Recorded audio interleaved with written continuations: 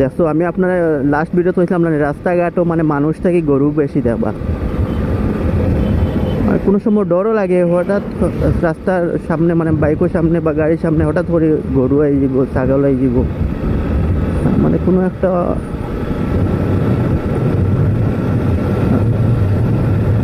নাই আর কি। সবসময় মনের ভিতরে একটা ডর থাকে যে হঠাৎ নি গরুর সামনে আই যায়, হঠাৎ নি ছাগল সামনে আই যায়।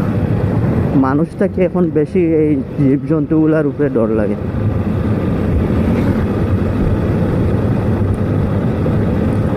আর আপনারা লাস্ট ভিডিও হইলাম যে আমার রাস্তার কারণে যে নতুন টায়ার যেটা পাঞ্চার হয়েছে,